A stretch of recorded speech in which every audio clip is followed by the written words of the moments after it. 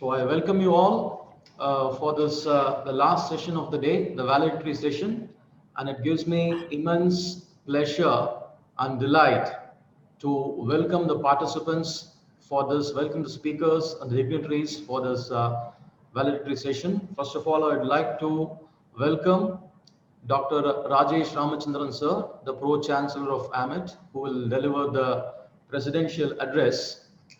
I'm also pleased to a very warm welcome to you, sir, and also pleased to welcome Professor Dinesh Singh, Honorable Chancellor, KR Mangalam University, Gurugram, Haryana, former Vice Chancellor of Delhi University, will be delivering the valedictory address. I am pleased to welcome Dr. Ms. Pankaj Mittal, Secretary General, Association of Indian Universities, New Delhi, and also the former Vice Chancellor of Bhagat Pol Singh Mahila Vishwavidyalaya, Kanpur, who is the guest of honor for a valedictory function, and Madam will be delivering the special address. And before we proceed on, let me take the pleasure of introducing the Pro-Chancellor of our university, Dr. Rajesh Ramachandran sir.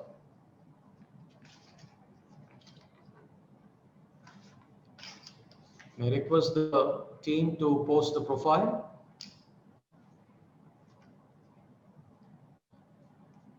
We have with us Dr. Rajesh Ramachandran, who is the Pro-Chancellor of AMET University. As you see, we all know him. He's a committed educationalist, he's a philanthropist and social activist. His goal is full green crusader and a visionary entrepreneur. He's got an MBA graduation from Cardiff Business School, Cardiff University, United Kingdom. And the Commonwealth University, United Kingdom, has conferred on him the doctorate degree in education honoris causa. He has received the Lloyd's list of awards in the year 2013, and is also the Vice President of the New Era Association of the Educated Self-Employed Youth, which is an organization through which he organizes self-employment training and job opportunities for educated youth in rural areas of India. Is very much dynamic, and he also creates a lot of awareness among the youth by organizing eco-conscious events through his Mission Green 2025 and several other events, where his goal is to go green for a cleaner and a greener India. So now I request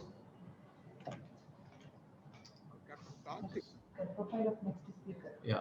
So while there's a little bit of pause in the joining of the Pro-Chancellor, may I request the organizers to post the profile of our dignitary, Professor Dinesh Singh sir.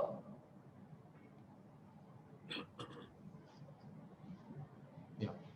We expect our Pro-Chancellors to join shortly. Meanwhile, I am honored to welcome and introduce Professor Dinesh Singh sir, who is the Honorable Chancellor of KR Mangalam University, Gurugram, Haryana. He is the former Vice Chancellor and President 2010 to 15 of University of Delhi, and the Director of South Campus 2005 to 2010, University of Delhi. He is a Padma Shri recipient, one of the highest civilian awards of the Government of India, awarded by the President of India. Other portions is Distinguished Academic Consultant, Middlesex University, London, and Distinguished Senior Fellow, Advanced Hackspace between the duration 2015 to 2018, and Imperial College of Science and Technology and Medicine in London. He was an adjunct professor of mathematics at the University of Houston, Texas, and USA, a distinguished professor at Shulni University, Solan, HP, India. He has received honorary doctorate from the University of Edinburgh, National University of Ireland, University of Houston, and National Institute of Technology, Kurukshetra. He is a member of the Scientific Advisory Committee during the period 2011 to 2018 and the Union Cabinet Government of India. He has received various awards, including AMU Prize of the Indian Mathematical Society and Career Awards of the University Grants Commission. It gives me immense pleasure to welcome you, sir. Now, before I would like to request our Professor Dinesh Singh Seth to speak up, may I just request our Pro Chancellor, Dr. Rajesh Ramachandran, sir, who is already here to deliver the presidential address.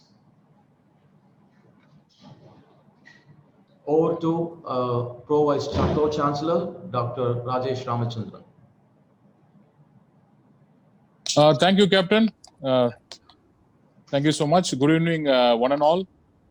Respected Vice Chancellor of AMET University, Colonel Dr. Trivasagam, distinguished Chief Guest, Dr. Dinesh Singh, Honorable Chancellor, K.R. Mangalam University, Gurugram, Haryana, respected Guest of Honor, Dr. Pankaj Mittal, Secretary General, Association of Indian Universities, New Delhi, respected Vice Chancellors from various universities, participants from different part of the country, a very good evening to one and all. It is indeed my pleasure to preside over this notable virtual conference on new education policy being organized by our university. AMET is a pioneer institution established for the dissemination of knowledge and training exclusively in the field of maritime education. Having started in the year 1993 with a humble beginning of just 14 cadets, AMET has now been transformed into a global knowledge hub for maritime studies. We have secured various global and national rankings, accreditations, and accolades for providing quality education and research in the discipline of maritime and allied studies. I am very much delighted to be a part of this national level virtual conference on strategies and recommendations for the implementation of new education policy 2020. There are several national education policies introduced in our country in the past since independence. Such policies since 1960s have largely transformed the face of education in India. The major change of those policies are to enhance the literacy rate from 12% during 1947 to the present level of over 70%. Various educational reformations, restructuring, and recommendations were implemented as outcome of national education policies. Right to Education Act 2009 made access to free and compulsory education, which is the fundamental right for every child between the age of 6 to 14 years. Because of the technology and media advancements, the National Education Policy 2020 has reached a larger audience, hence much debated and widely discussed. I understand that the policy needs a lot of conference like this to arrive at strategies and recommendations for its effective implementation. With reference to higher education, I found that the National Education Policy 2020 has proposed major changes. I would like to list a very few only, though you would have discussed many of the following points since this morning. The policy aims to set up a Higher Education Commission of India, HECI, as an unified body for the regulation of higher education in India. I understand that this policy also paves way to foreign universities to establish their institutions in India. I see a more important policy change that public and private higher education institutions will be governed by the same set of norms for regulation, accreditation, and academic standards. Now, there are different kind of higher education institutions like affiliated colleges, autonomous colleges, universities, deemed to be universities, private universities, state universities, and central universities, etc. Having a common set of guidelines or regulations or accreditation standards for all kinds of institutions needs careful strategies to implement. The policy also aspires multiple entries and exits during the undergraduation. The policy also envisages to freeing up undergraduate students to take courses across all disciplines, launch of a 4-year bachelor's degree with multiple exits, incorporating vocational education in college curriculum, and creation of a National Research Foundation. The NEP 2020 has proposed many changes in both school education and higher education. Different strategies are to be adopted in different sectors with reference to implementation of this policy. I am happy that stalwarts of higher education in India have gathered here and made a day-long deliberation to find ways and means for successful implementation of NEP 2020. I am doubly happy that AMET University has taken this notable initiative to recommend the policy makers with various strategies to implement the policy by taking views from great minds of India. I hope the recommendations of this conference would be well received by the policymakers. I congratulate the university authorities for having taken up this important initiative. Jai Hind. Thank you so much, sir. May I now request Professor Dinesh Singh ji to deliver the valedictory address. Over to you, sir. Thank you, Captain Karthik. I'm delighted to be present on this occasion, and particularly because I have for a long time been espousing the achievements in the past of India's maritime knowledge. I'm happy to be in a university which is hopefully bringing back into the mainstream the traditions that India had set in the past in maritime knowledge, practical. And that is also something that I believe the new or national education policy will encourage and bring about in many ways. Perhaps the audience may not be aware of the glorious history that India has had in charting the high seas. There are so many things. We were extraordinarily good at shipbuilding. We were extraordinarily good at navigation. And therefore, India brought a great deal of wealth, commercial trade through the routes that India established with such accuracy.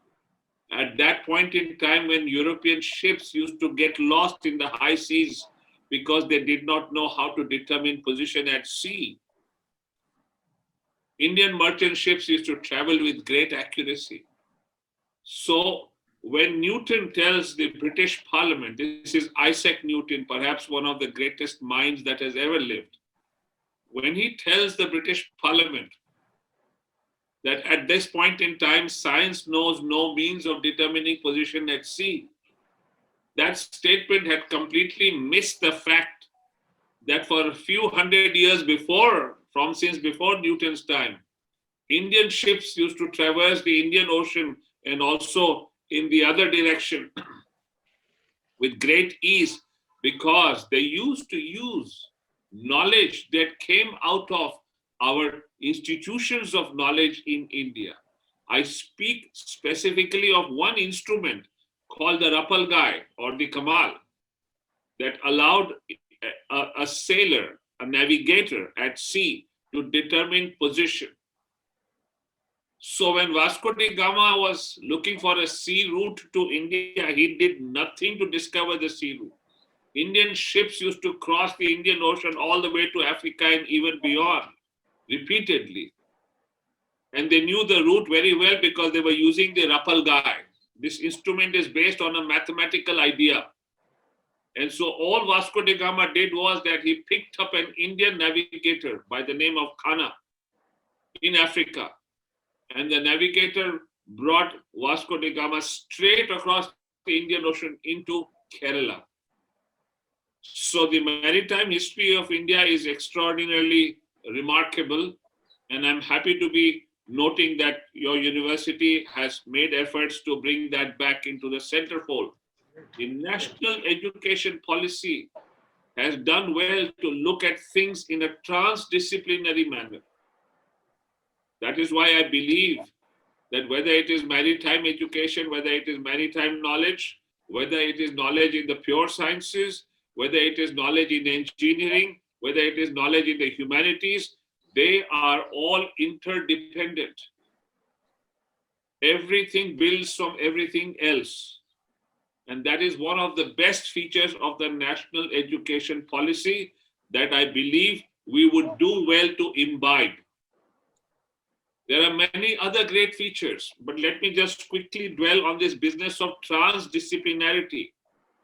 Unless we recognize this as people in the business of education, that to have isolated knowledge can be counterproductive and harmful in the long run, we will suffer.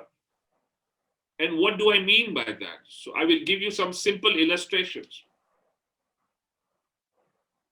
Mendel, who discovered the laws of genetics, if he had not been good at 2 or 3 pieces and different areas of knowledge, he would never have discovered them.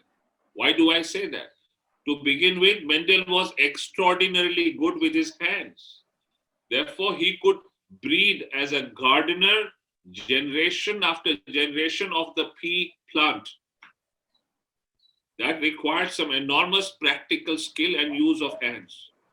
Had he not been good at statistical analysis, he would never have noticed the patterns that were emerging through statistical analysis of the colors of the flowers of the various pea plants. Had he not known botany, he would never have been able to pick on the right plant. Therefore, my point is that here are three disciplines that come together to allow us to invent or create or discover the laws of genetics that have transformed our world. Even as we speak, revolutionary treatments of the corona vaccine using monoclonal antibodies rely on genetics, on all kinds of things that can be traced back to the work of Mendel, which was transdisciplinary. The second thing I want to illustrate is the fact that this was knowledge in practice. Indian universities for centuries were famous for this. All our knowledge was always in the practical domain. We connected knowledge to action and action to knowledge. It was a two-way process. In other words, skills and knowledge are two sides of the same coin. And India understood this extremely well. This is best illustrated by a story which is embedded in the Chandogya Upanishad, where the great Guru Gautam Haridrumat is running a university which we used to call Gurukul in those days. There are many things that the national education policy seems to have understood and adopted from ideas like these. Haridrumat's school believed in practical knowledge, knowledge in action. The Mimamsa school of philosophy of ancient India says that knowledge without action is meaningless. And here is what Haridrumat does. When he admits Satyakam to his Gurukul, he does not tell Satyakam, go memorize the Vedas. He gives him 100-odd head of cattle, says, go to the forest and do not return until they have multiplied so many fold. If you recall, wealth in those days was always measured in terms of the number of head of cattle that a person owned or even a kingdom owned. Therefore, this was an exercise in wealth management, but a practical exercise, not done through a textbook, not done on a blackboard. There were no blackboards in any case. It was done through a project connected to the real world. It is transdisciplinary in nature. When Satyakam goes to the forest, he has to understand biology, he has to understand climate, he has to understand medicine, he has to understand nutrition, he has to understand the animals, he has to understand so many things. And sure enough, this is, by the way, a historical event. The Upanishads are recordings of the historical gurus that existed in ancient times. And this dates back to many hundred years before the time of Christ. And when Satyakam returns after the cattle have multiplied so many fold, then Haridrumat says that I can see you've already gained knowledge. That is what I'm trying to emphasize. And I'm glad that you have a maritime university. It cannot dwell only in theory on the board and in notebooks. It has to do with the real world. But all universities must understand this. All universities must understand this. I repeat again. Why was India able to make those great advances? I'll tell you why. Because we understood this game of transdisciplinarity, hands-on activity, and needs and challenges of the world around us. That is why the theorem of Pythagoras was discovered in India hundreds of years before Pythagoras through specific needs of society. I emphasize again and again, we were using mathematics in construction activity, in architecture. Some of the greatest temples in South India have been constructed using ideas of the calculus hundreds of years before Newton discovered the calculus. These are historical facts. I learned about this from a German professor of the history of mathematics who has written fundamental research on how ancient Indian temples were constructed much before Newton's time using calculus. Do you see the connection? In modern architectural institutions in India, they hardly teach mathematics. And who suffers? The nation suffers. Our students suffer. Our economy suffers because knowledge, when connected to the real world, gives rise to what is called a knowledge economy. The Harvard intellectual Joseph Nye, in a book published just 2-3 years ago called Is the American Century Over?, discusses whether the 21st century will allow America to be eclipsed by other countries, at least in economic terms, even political, but mostly economic terms.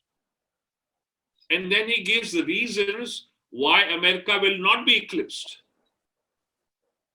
And he does this country by country. He takes a handful of countries and says, these have the potential to overtake America. He looks at China and he gives some reasons. When he looks at India, he gives 3 reasons. And one of the reasons he says is because none of its universities is good enough. This is a precise statement. Even if you were to challenge Joseph Nye's statement, let us acknowledge that our universities have not led India into the realm of what I would call is a knowledge economy, which India was in the past. Think carefully. When Angus Madison published his economic history of the world from the 1st century AD to the beginnings of the 18th century, what does he record? That century after century, India dominated global GDP. Consistently, India was there at the very top. Based on hard data, this monumental treatise is based on hard data. Why was it happening? Because India was a knowledge economy. I gave you just one example of the Rappel guy. I'll give you just one more. We were extraordinarily advanced in metallurgy. So our institutions of knowledge had mastered the art of producing steel, unmatched in the whole world. So Indian steel, known as the Woods steel, was highly sought after in many parts of the world. The famous Damascus sword was nothing but Woods steel from India. In Damascus, it was forged into swords. That's all they did, give it the shape of a sword. And it brought enormous wealth. There are Greek and Roman historians of pre-Christian times who record that India takes away all our gold by bringing these goods to us. That is what I mean by a knowledge economy. And if you look in modern times, there is hardly any institution in India that serves these things. The national education policy creates a platform which allows us to do all of this. And why do I say this with such authority? Because if you look carefully, and this has been acknowledged by the chairman of the policy committee, Dr. Kasturi Rangan, in public many times, that these ideas in higher education are based on the experiments that as Vice Chancellor I conducted at the University of Delhi when we launched the 4-year undergraduate program. There was transdisciplinarity, there was hands-on project work, there was needs and challenges of the nation.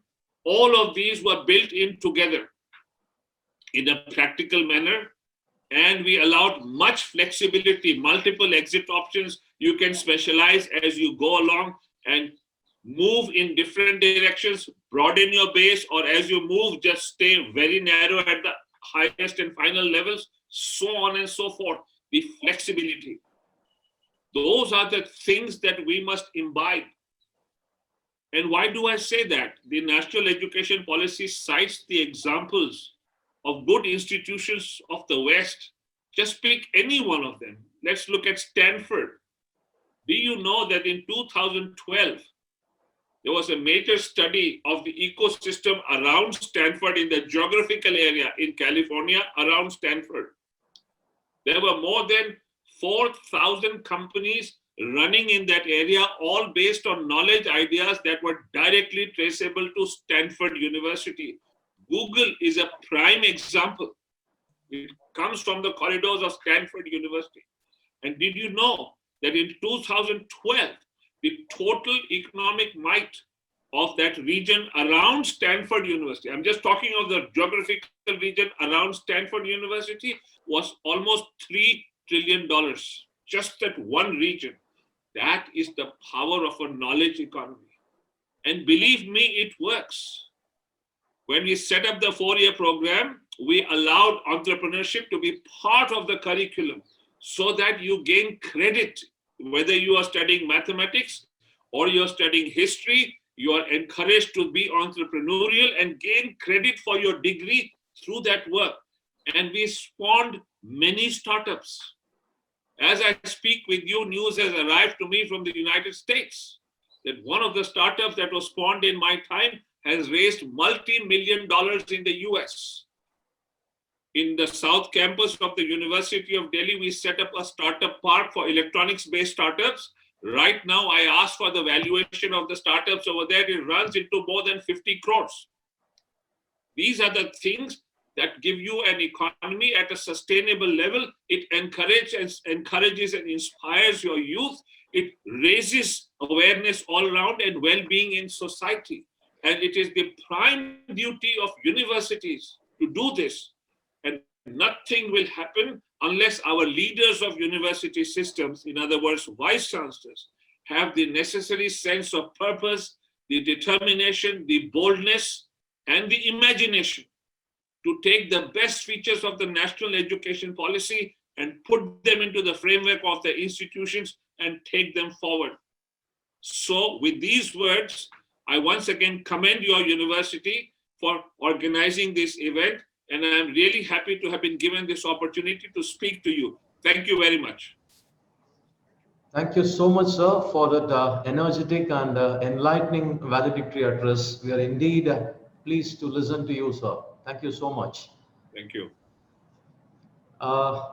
May now have the pleasure of introducing our guest of honor for the valedictory address, Dr. Pankaj Mittal, Secretary General, Association of Indian Universities, New Delhi, and also the former Vice Chancellor of Bhagat Singh Mahila Vishwavidyalaya, Kanpur.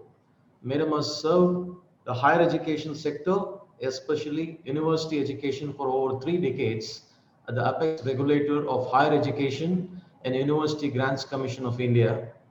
She has served as the first Vice Chancellor of Bhagat Singh Mahila Vishwavidyalaya, Kanpur, which is the first rural women university of North India. She is also the recipient of several awards and honor.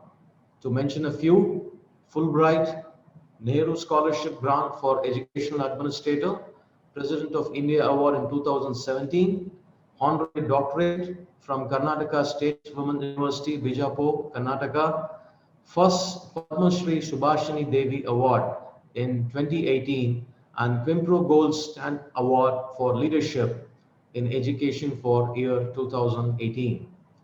Madam has served as a member of various high-powered committees and professional bodies, and she has published a number of papers, occasional papers, articles, and reports on issues relating to higher education and women empowerment in national and international journals. It gives me immense pleasure and delight to request Madam Dr. Pankaj Mittal to deliver the guest of honor address. Thank you, Madam. Over to you.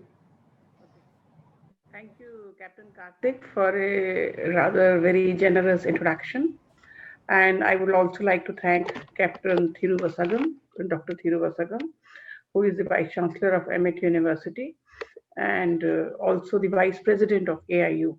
And we are having a very good mentorship from him as Vice President of AIU. Thank you, sir. Thanks for that. And Professor Dinesh Singh, sir, pranam. It's always a treat to listen to you.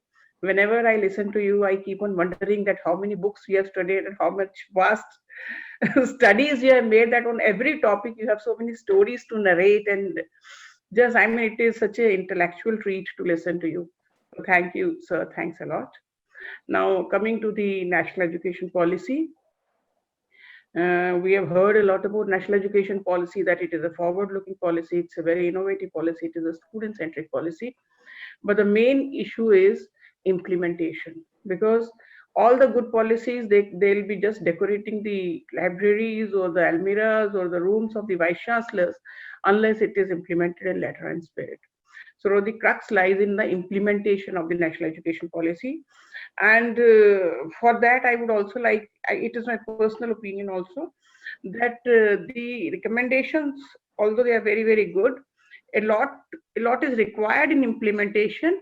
And out of, say, I mean, all the recommendations, I think up to 70% are to be implemented by the universities at their own level without waiting for the government to do something, except for the funding, I must say.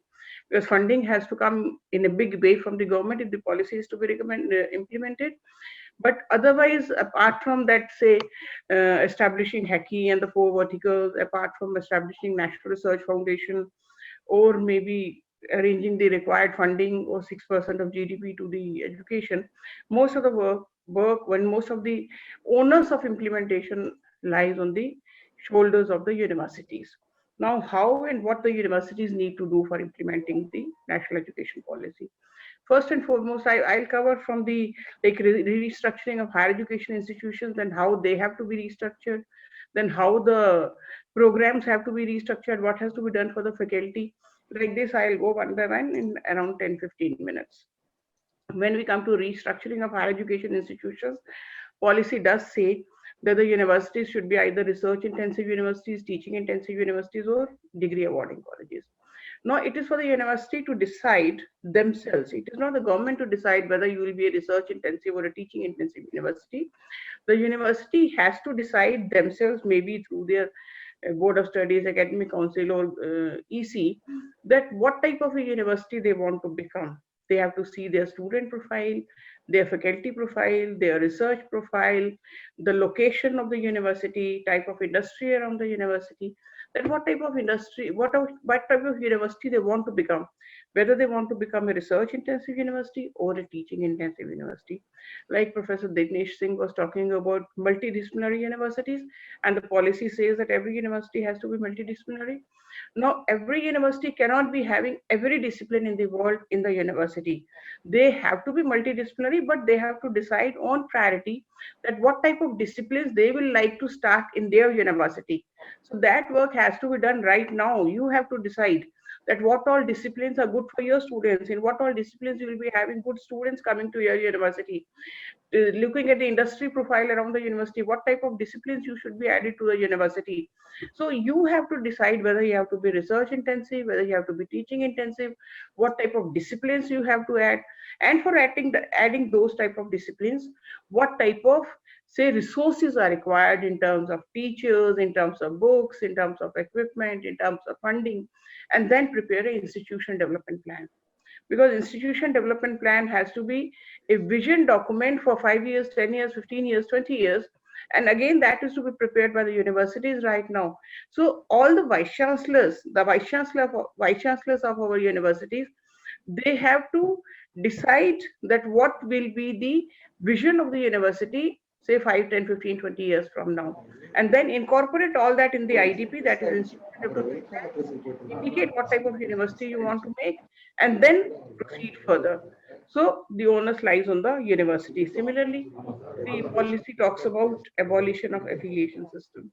Now, when the affiliation system has to be abolished, it is a tough task because so many years we were with the affiliation system, and there are something more than 40,000 colleges affiliated to something like maybe 700-800 universities, because many universities are non-affiliating also.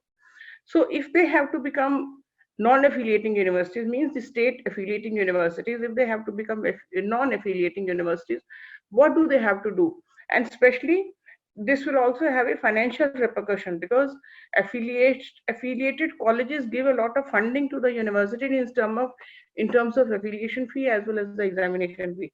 So one issue is funding that the universities have to make good in any way.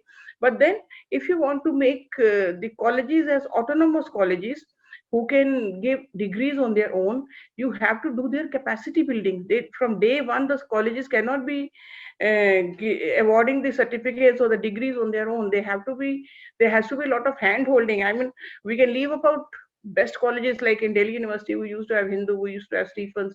I mean, such good colleges, they have the capacity building. But most of the colleges, they need a lot of capacity building for becoming autonomous and degree awarding colleges. They have to learn how to make the curriculum. They have to decide what all courses they have to start. They have to know what type of teaching pedagogy their teachers will be requiring. They have to decide the assessment and evaluation, and finally award of degree. So a lot of hand holding will be required. So the universities have to decide in a phase-wise manner that how they will implement the de-affiliation process and how they will handhold the colleges. And handholding will also include a lot of capacity building of the teachers. The capacity building of the teachers is something which is very, very important both for the university as well as for the college teachers for transforming higher education as per the national education policy. So the capacity building of the teachers and the complete hand-holding of the colleges in the beginning, and slowly nurturing them to become autonomous colleges for awarding their own degrees, that will be required on the part of the universities. Similarly, the universities, they have to improve their accreditation status, because in future the accreditation will become the new regulation normal. Means the regulation will be mostly through the affiliation process. Therefore, the universities have to improve their accreditation rating significantly. They have to, I mean, diligently work on improving the accreditation. Then only they'll be able to get many benefits of the policy. For that, they have to see what is missing in them, whether it is research or maybe documentation or maybe internationalization. Whatever is missing, they have to identify and make it good.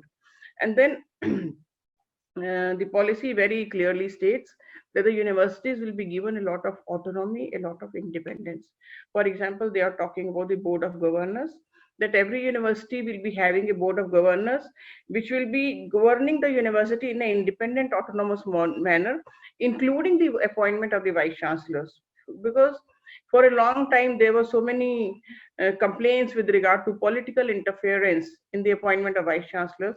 But for the first time, the policy says that the vice chancellors, the appointment should not have any political interference, and the board of governors should be appointing the vice chancellor. So I think the acts of the universities have to be revised. So many acts will be revised, whether it is central university or state universities, because many recommendations of the education policy will require some amendments. For example, if autonomy is to be given to the colleges, in Delhi University also the act did not allow autonomy to be given to the colleges, therefore the autonomy could not be given. Therefore, whether it is giving autonomy to the colleges, whether it is de-affiliation of colleges, whether it is having a board of governors who will be appointing the vice chancellor, or many more things. So there has to be act amendment, there has to be ordinances amendment, there has to be statutes amendment. So all these amendments have to be done at the university level, for which the university should be prepared right now. Similarly, when Professor Dinesh Singh was also talking about learning by doing, means experiential learning. So when you talk of learning by doing, the policy says that you should be having internships, means for every subject. Right now, internships are common for engineering, technology, maybe in law internships are there. But in all subjects, maybe say Hindi, commerce, arts, internships are not very common. So if you have to have internship in every subject in every semester, means in every semester break, the student should be taught to learn by doing through the internships. So those many internships, from where will they come? So that means every university has to have an internship bank, and that bank should have internship possibilities for all the students, for all the subjects, for all the semesters. So that type of, I mean, it's a huge task. It's not small. But the government cannot be doing it at the central level. It has to be done by the universities at their individual levels. So the universities should understand that what is what type of activities they have to conduct at their level to implement the national education policy. So in restructuring of institutions, all this will come. Similarly, like if they want to run, say, online courses, of course, accreditation is important, but they have to see that whether they have the technical infrastructure for running the online courses. If they have to create the infrastructure, they have to create. For example, COVID has said that now the blended education will be the new normal. New normal will not be only online. It will not be only face-to-face, it will be a blended learning. So for blended learning, what type of OERs are required, open education resources, what type of, say, flipped classroom model method is required, and for that, will the teachers be trained first on how to teach online, second, how to teach in a blended manner, say using flipped classroom model, how to prepare good open education resources so that they are able to make good resources which will be given to the students in advance, or maybe the leadership training to the faculty. For example, the policy also says that if a faculty, if the vice chancellor sees that there he is having some faculty members who are good professors, but they do have a very good leadership acumen or administrative acumen in them, then those people should be identified and groomed to become good vice chancellors. They should be trained to become, they should be trained for, they should be given leadership training so that they become good leaders in future.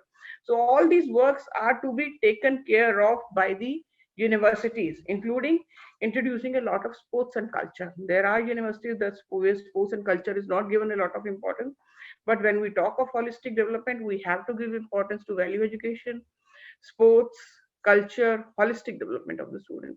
So all this the universities have to decide on their own. Similarly, when 4-year program is to be, if the current programs have to be converted into 4-year programs, it is for the universities to work on it, that what type of 4-year programs they want, what type of disciplines they want, what type of that 64 colors which they were talking about, which is not necessarily say music, dance or something. It also means sciences or social sciences or medical sciences or astronomy or everything. So what type of disciplines they would like to add in those liberal education programs. So all this is required at the level of the universities. The curriculum revision, curriculum has to be totally different, because now the policy says that you should not be talking about rote learning, you should be talking about creative learning, you should be talking about application oriented studies, you should be talking about problem solving. So if all this is to be taught, one, the curriculum has to be changed, and second, not only the curriculum, the method of teaching has to change a lot, because unless the method of teaching changes, the type of acumens, which the type of the things which the student should be learning at the level of the in the universities, that will not come up, because we have to follow another approach of teaching rather than the simple, say, classroom teaching approach. And then the assessment and evaluation has also to change. So again, the universities have to make a lot of provisions in their maybe ordinances, that how to change the assessment and evaluation. Everybody knows that the 3-hour examination at the end of semester is not a good method of assessing a student. So the assessment has to be continuous. It has to be through projects, maybe face-to-face interviews, maybe group discussions or projects or assignments. There are multiple ways of assessing the student. So all these methods have to come up by, I mean, the universities have to come up by all these methods and then train their students as well as teachers. Because recently when Delhi University started this open book examination, I mean, it was said that open book examination will be there. I learned there were many teachers who didn't know how to set open book examination paper, because it's not their fault, because they have never set open book examination paper. So we have to teach the teachers how to teach online, how to do OER, and how to even teach in a different manner. So like, for example, open book examination, if they have to teach, how to teach to take open book examination, that is also important. So all these things have to be done by the universities at their own level. If 1-year masters is to be introduced, or MPhil is to be discontinued, all these, I mean, you have to make amendments in your ordinances, statutes for doing all these things. And the biggest implementation challenge will be ABC. ABC is Academic Bank of Credit. Now, what is Academic Bank of Credit? If the students are here, I would like to inform them what is ABC. ABC is like in a commercial bank, you deposit money. In ABC, Academic Bank of Credit, you deposit credits. Now, how the credits will be earned? The credits will be earned by doing various courses from various universities. To make it simple, for example, today if you do, say, BA English honors. So in BA English honors, if there are, say, 20 papers in 3 years, so those 20 papers are 20 courses. In credit term, we are calling them courses. In India, generally, we call them papers. So those 20 courses right now we do from a single university.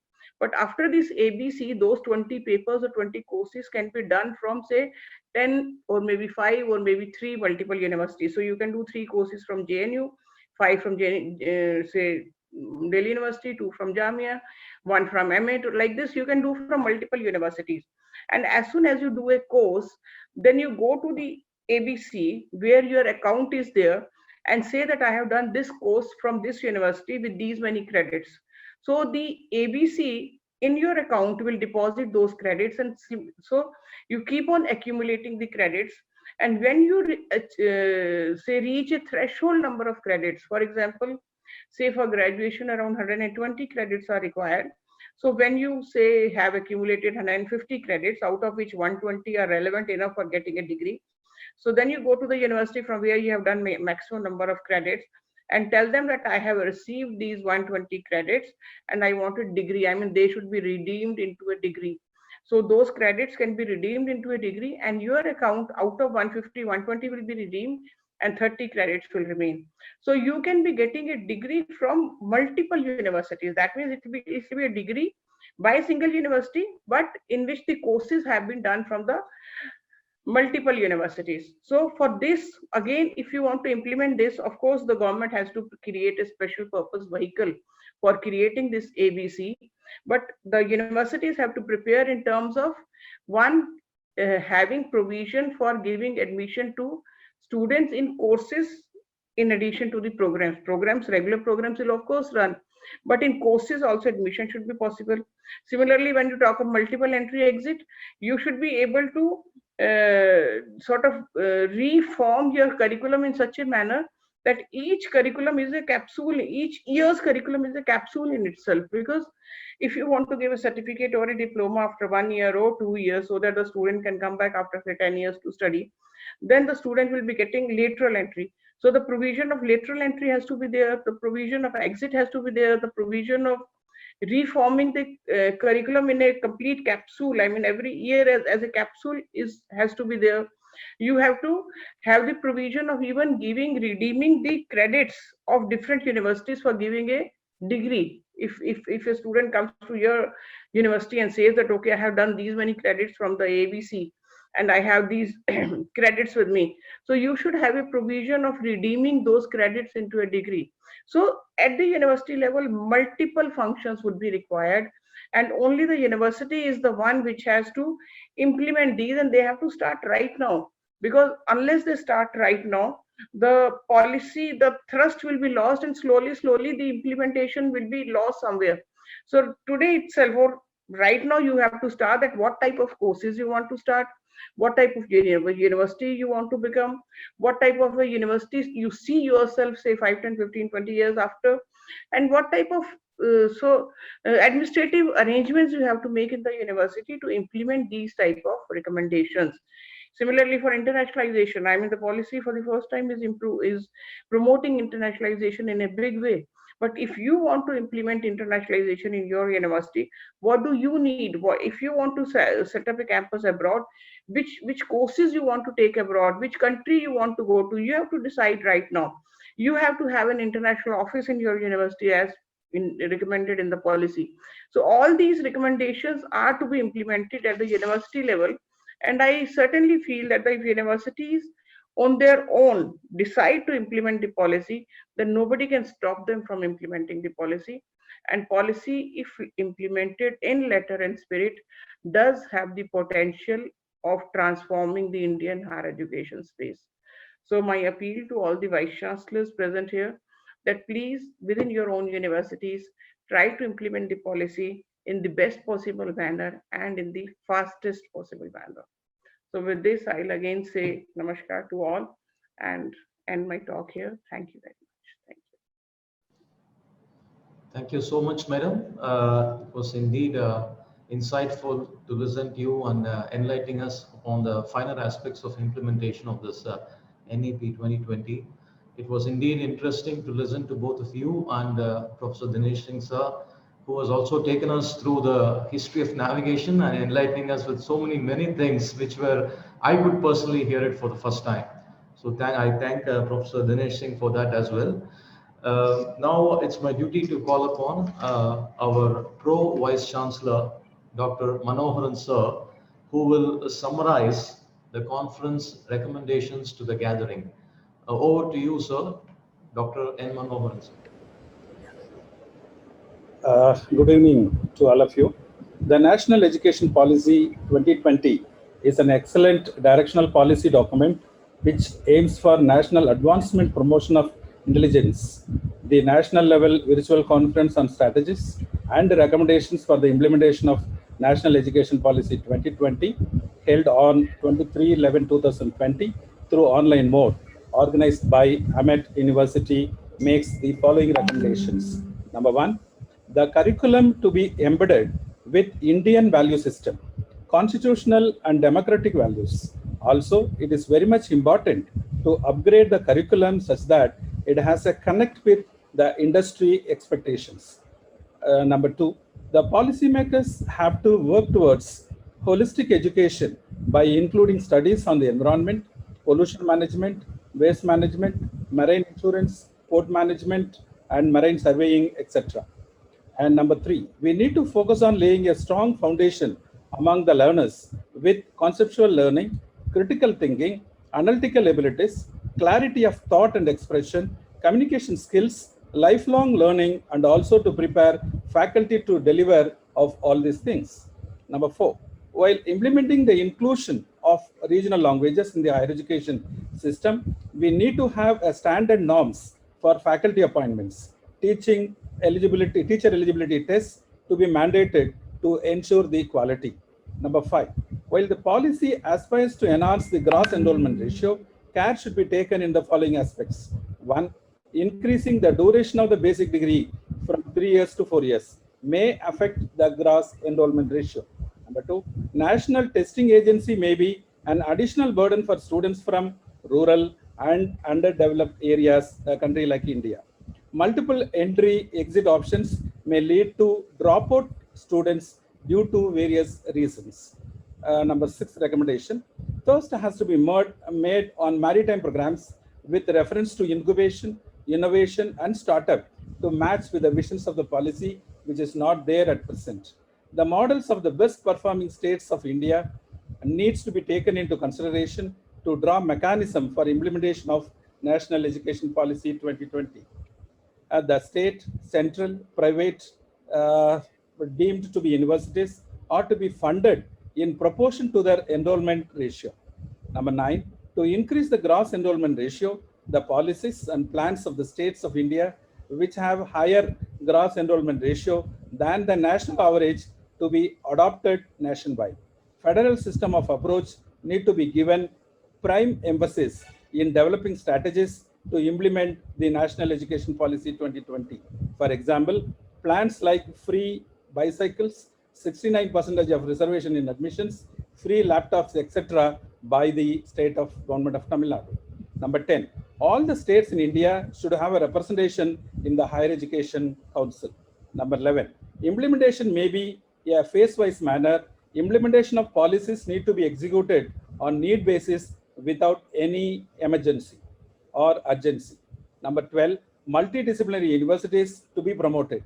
The concept of multidisciplinary institutions should not be limited with learning multiple disciplines, but the multiple teaching learning systems and multiple mode of education.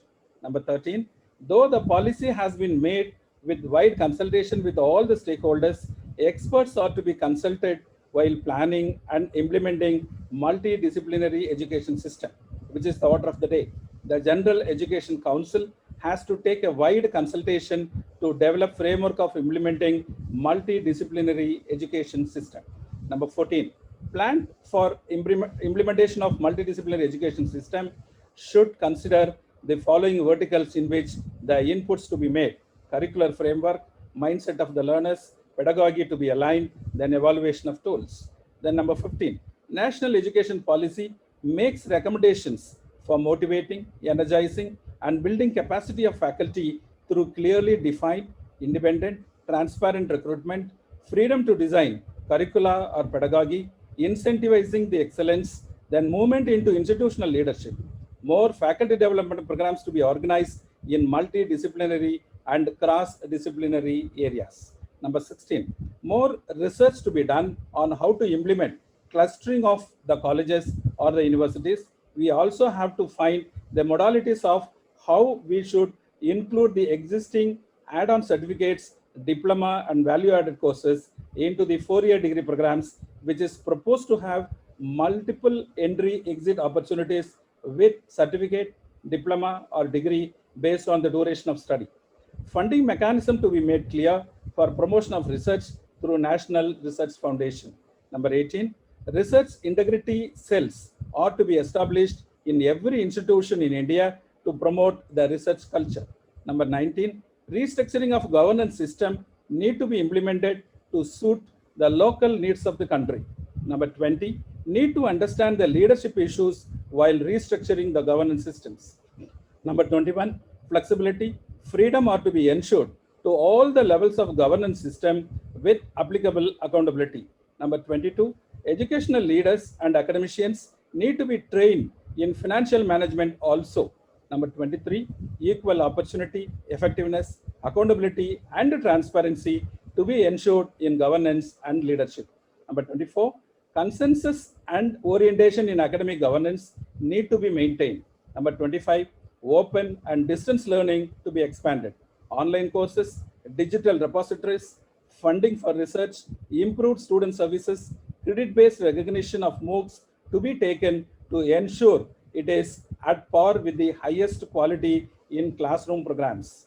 Number 26, the last, the stage-wise mechanism to be established for granting graded autonomy to colleges through a transparent system of graded accreditation.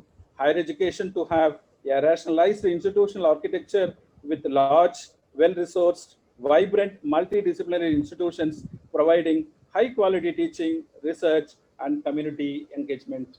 Thank you very much. Thank you, sir.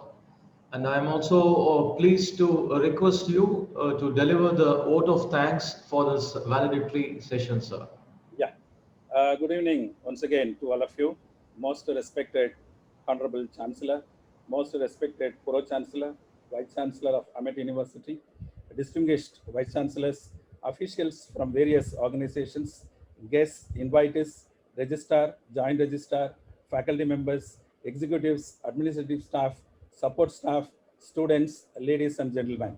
It is a pleasure and privilege for me to propose vote of thanks for the successfully conducted national level virtual conference on strategies and recommendations for the implementation of National Education Policy 2020 today from morning to till now. First of all, I extend my wholehearted sincere thanks to our Honorable Chancellor, Dr. J. Ramachandran, AMET University, for his illustrious and detailed meritorious presidential address explaining about the advantages and gaps in the National Education Policy 2020 and the concern for the implementation of the same in the near future. Then I wish to extend my special thanks to our most respected Vice Chancellor, Colonel Dr. G. Thiruvasagam, the hero of today of AMET University, for his very detailed introductory remarks with more concern and complexity about various courses, rankings, and accreditations when the NEP gets implemented, and appreciated the Government of India for its bold initiative in this NEP 2020. I wish to extend my sincere thanks to Dr. B.S. Ponmudiraj, Advisor, National Accreditation and Assessment Council, for his explosive inaugural address. He has pointed out various advantages and difficulties in accreditation measures in the accreditation agency when the NEP gets implemented. He also pointed out that meticulous planning of Government of India, monitoring agencies like Minister of Education, UGC, AICTE, NAC, NBA, etc. He has also narrated the opportunities and challenges are more when the foreign universities lands in India, which will give a tough competition to the Indian universities. I wish to extend my special thanks to Dr. Malini V. Shankar, Vice Chancellor, Indian Maritime University, Chennai, for her vibrant guest of honor special address. She has narrated the problems faced by the universities now and problems during the implementation of National Education Policy 2020. She was appreciating the initiatives taken by the Government of India in the form of NEP 2020 and expressed the challenges when it gets implemented in full in a country like India with various departments and different courses to be imparted to the students. I wish to extend my special thanks to Dr. P. Kaliraj, Vice Chancellor, Bharatiyar University, Coimbatore, Tamil Nadu, for chairing the forenoon technical session and his theme address on equity and inclusion in higher education. He expressed his concern about the difficulties going to be faced by the students getting their degrees from various universities and cluster of autonomous institutions in the international market when the NEP gets implemented. I wish to extend my sincere thanks to Professor O.R.S. Rao, Vice Chancellor of ICFA University, Ranchi, Jharkhand, for his theme address on catalyzing quality academic research. He spoke about the promotion of high quality interdisciplinary academic research to provide outstanding higher education to the students at large. I wish to extend my thanks to Professor R.P. Diwari, Vice Chancellor, Central University of Punjab, for his theme address on emphasizing multidisciplinary higher education system. He has explained about the four important pillars of higher education like the curricular framework, interdisciplinary component, teaching pedagogy, and evaluation. I wish to extend my special thanks to Professor Rajan Velukar, Vice Chancellor, AURO, University of Hospitality and Management, Surat, for chairing the afternoon technical session and his theme address on effective governance and leadership in higher education. He states that good governance and effective leadership will be the key in the implementation of NEP 2020. I wish to extend my special thanks to Professor Aditya Sastry, Vice Chancellor of Banastali Vidyapith, Banastali, Rajasthan, for his theme address on motivated, energized, and capable faculty in higher education. He stressed about the outcome-based education which is missing in the present system has been addressed well in the NEP 2020. I wish to extend my special thanks to our friendly, beloved First Lady Pilot Officer, Madam Dr. Mamda Rani Agarwal, Additional Secretary, Association of Indian Universities, New Delhi, for her theme address on reimagining and restructuring of higher educational institutions with technological interventions. She stressed that NEP 2020 drafted with the aim to increase gross enrollment ratio in higher education from 26.3 to 50. She also explained that National Research Foundation will be created based on this NEP 2020 to promote quality academic research with the assistance of technological developments. I wish to extend my profound special thanks to our beloved, young, and most respected Pro Chancellor of AMET University, Dr. Rajesh Ramchandran, for his presidential address in the valedictory session. He has appreciated the national education policy, which is a very good tool for the growth of higher education in India. I wish to extend my special thanks to Professor Dinesh Singh, Honorable Chancellor K.R. Mangalam University, Gurugram, Haryana, for delivering the valedictory address. He has stressed the need of this NEP 2020 on par with international universities in the world. I wish to extend my special thanks to Dr. Pankaj Mittal, Secretary General, Association of Indian Universities, New Delhi, for delivering her guest of honor special address in the valedictory session. So she emphasized that implementation is a key for the higher growth of higher education in the state, in the country like India, and all the universities should be a part of the implementing agency. Government cannot do much in this implementation success.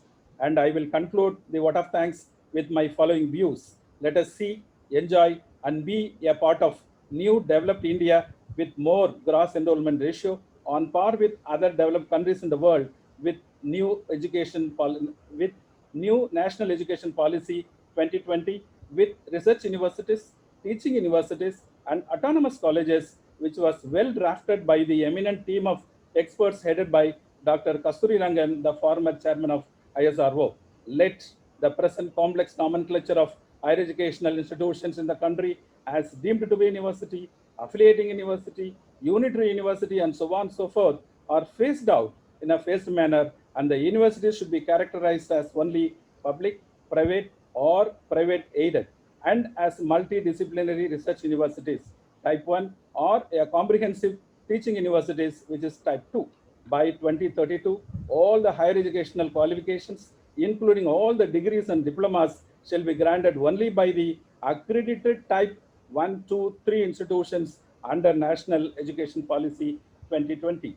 With this, I thank once again the Master of Ceremony, the very young and energetic Captain Karthik, the other officials from various organizations, guests, invitees, registrar, joint registrar, herald departments, faculty members, conference organizing team, system manager and his team, technical staff, executives, administrative and account staff, supportive staff, students, and all the officials directly or indirectly contributed to the grand success of this national level virtual conference on strategies and recommendations for the implementation of National Education Policy 2020. Jai Hind. Thank you very much. Thank you very much, sir. Before I announce the conclusion of this conference, I am indebted to request our registrar, Dr. M. Jayaprakash Vail, sir, to introduce the conference organizers to the participants before we conclude. Please, sir, over to you. Good evening to all the dignitaries as well as the participants. Good evening to one and all. The university has been into the online forum since the last week of March 2020. Almost all activities of the university are now becoming online. And this is a mega event that so far we have conducted. We have invited many vice chancellors from different parts of the country and bureaucrats also. And we have a small team which has organized this event with the support of all administrative officers of the university. Firstly, I would like to mention about our Honorable Vice Chancellor, Colonel Dr. G. Tiruvasagam, who has conceived the idea of this conference and constantly guiding us in each and every step. He has been mentoring us, and because of him only, this event is a successful one today. Secondly, Professor Sasilada, Dean Academics, who has taken care part of the registration, feedback, as well as e-certification. Thank you, madam. I have to mention about Captain Karthik, Dean Nautical Science, for scheduling the event and managing it very well. I think now we are just about 5 minutes behind the schedule. Sir, you have handled it very neatly, and thank you very much, sir, for saving all of our time. And I sincerely thank our Joint Registrar, Madam Sangeeta, who has taken care of the part of invitations and preparation of profile of all the speakers and presenting it in time. The most important team who are behind the smooth conduct of this event are Dr. Arivalagan, coordinator IQAC, and system manager Mr. Balasubramaniam, who have worked for almost 4 or 5 days continuously to make this event a success, and without any hurdles, they have made the technical aspects of the event to go smoothly. Thank you. I thank them. And there is a team which has handled the question and answer session, because we have not, for the increased number of participants, we have reduced them to take part in the actual discussion, and we have invited them to post their questions in the chat box and question answer area. And a team led by our controller of examination, Dr. Muthalilan, including Dr. Rajavelan and Mr. Sundar, has handled the question and answer session very aptly. I thank them. A special mention about the Office of the Public Relation Officer, especially Mr. Muthukumar, and the IT support team, the entire IT support team, who have handled many technical aspects and made everything possible today. I also thank the Office of the Joint Registrar for extending the invitation to all the delegates as well as the invitees.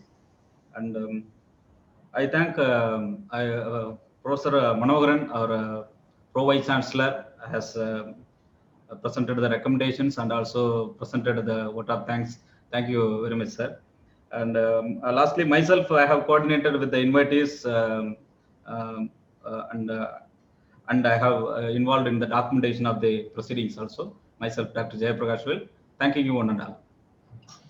Thank you, sir. So without the support of all of you, definitely my job wouldn't be possible. So it gives me immense pleasure to announce the participation and active participation of all the participants to question and answer session. And also, I would like to remind, before announcing the conclusion of this conference, kindly fill up the feedback. The links is available in the question answer box. Make sure to fill it up, your e-certificates will follow shortly. Thank you once all. I once again thank you all for participating in this national level virtual conference. Now I announce the closure of this conference. Wish you all good luck.